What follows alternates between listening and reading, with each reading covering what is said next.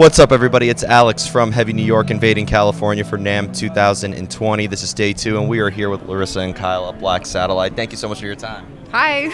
What's going on? Yeah, it's so awesome to have you here. I've been trying to coordinate this interview for 3 years. We finally made it happen. I know. Long time coming.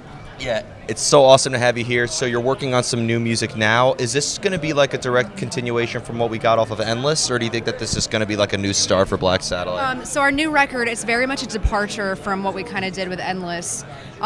So that record was kind of about like self-acceptance and kind of traversing turmoil and tragedy, and we kind of found the light at the end of the tunnel, or so we thought. So like shit just got a lot worse for us, just based on like complicated social situations and just other life things happening. So we actually found ourselves like even in like a darker hole. So like this record, it's so much heavier, so much darker, and it's like just very much like an aggressive, angry record.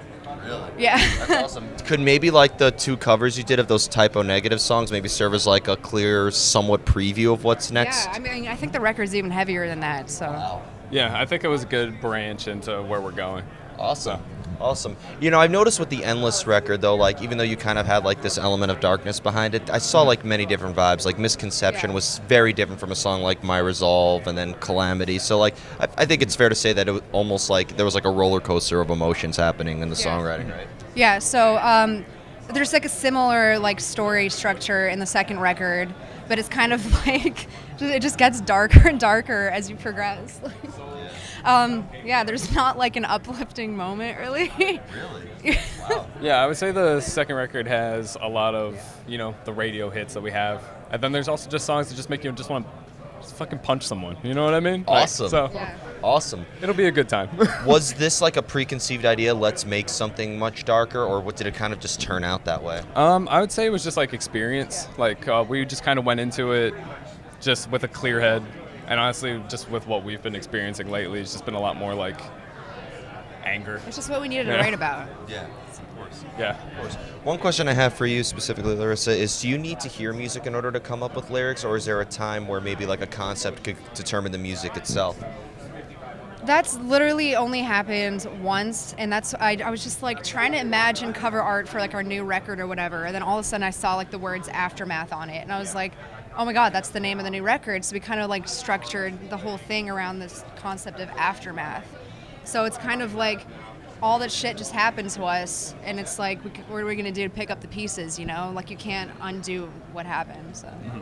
Now, Kyle, as a guitar player, like, because, the music is super heavy, like, I love the riffs, but you also have a very melodic style. Yeah. Does anything, like, come first? Do you focus on, like, the melody of the vocals, or do you have to focus on the rhythm first? Well, the second record we did a little different. The first record we wrote very together. This record, we actually did it completely separate. I did all the instrumentals alone. Wow. And then she actually tracked the vocals alone to the instrumental. So he gave me the full record, just 12 songs, and then I just wrote all the vocals and like melody and the lyrics. I would just like lock myself in the room for like 2-3 hours, and I wouldn't leave until I had it. So. Yeah, and then we came together at the end, and then we like worked on our syncopation, obviously. But wow, so it almost like sounds like Isolation was kind of like a big fuel for the making. It was. I mean, we kind of did it intentionally as like a writing exercise or whatever, and I think it kind of really worked out. Now, when I saw you live, I'd never even heard of the band until I saw you with Starset back in 2017. And, like, it was amazing seeing you live, and it's amazing hearing you on the album. But is there a different energy that you put into your live presence as you do when you're in songwriting mode? I mean, I think it's a lot more intense, like, outward. I feel like I'm more, like, introverted when we're writing, Like, when I track vocals, I don't want anyone to look at me. Like, I'm just in, like, a black box, and, like, I'm just going ape shit in there. I think I would be really self-conscious if anyone saw me. And, I mean, not to mention, like, when I saw you at the Starset show, there was, like, not a single static moment on stage from any of you. So. Yeah. Yeah, I would say there's a lot more static moments when we're tracking. So. There you go. So, like, I'd imagine that, like, because you're live, it's such a completely different strategy. It almost like is like it's like almost like you feel like a different band than when you're writing versus playing live, right? Yeah. And so we have 2 new band members. Joe Koza plays drums, and Stefan Wetzel. And I just love our dynamic together. Like, we have so much fun, so much respect for each other, and I just like love like looking over, just like seeing everyone like rocking out and doing their thing. And I think it just like felt helps me, get in the zone. Now, kind of like going back to what I said about the many different emotions, but like your music itself is like experimental because there's like rock, there's, super heavy. I see, industrial, some shoegaze and stuff. I think it's fair to say like everybody are like mad scientists in Black Satellite would write it, right? Yeah, I guess so. I wouldn't pat myself on the back, but I'd like to think so. Well, I'm sure you have many sources of inspiration. Oh yes, of Yeah. course. Like we've been listening to a lot of Love and Death for the past I would say year and a half. They've been like my Spotify number hit for 2 years now. So Oh, wow. it's Brian Head Welsh, his band when he branched off from Korn. Yeah. And I've just been obsessed with that record. So That's insane. there's a lot of heavy guitars, Wagner on the new record. Insane. And I have 2 more questions for you. Let's get the most difficult question out of the way. I want you both to answer this. How do you know when a song is done? I think I'm like, at least for me, I'm like super decisive, and I don't know. I think I don't really struggle with that. I'm just like, that's it, Really? Yeah. Wow, that's easy. Every time I ask like an artist that, I like smell smoke coming out of their Oh ears. no. Yeah. Answer that. How about you? For me, it's honestly just like when I feel like everything's polished. Okay.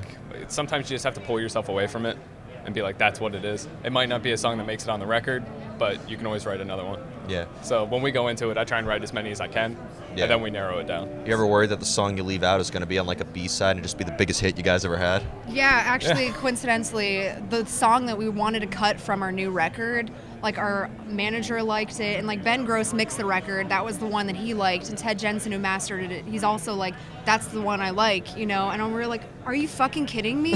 Like, we hate this song. I mean, we're starting to learn how to love it, and it definitely helps playing it live.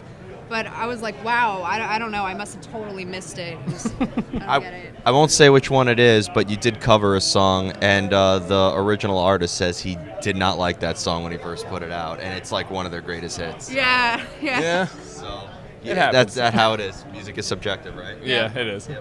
So before we go, I want to thank you so much for your time today. Is there just anything else with Black Satellite that you would like to promote in terms of shows? Could we be seeing you all on the road very soon? So that's kind of what we're working on right now. So we're going to release a new music video for the title track, Endless, from our first record, to kind of round out the album cycle before we start heading into the next one. So Awesome. Please play in New York City again soon. I will, definitely. We will. Yeah, you'll see us there. Awesome. Well, thank you guys so much. Everybody, we are here with Black Satellite, new music coming very soon. This is Alex from Heavy New York. We'll see you next time.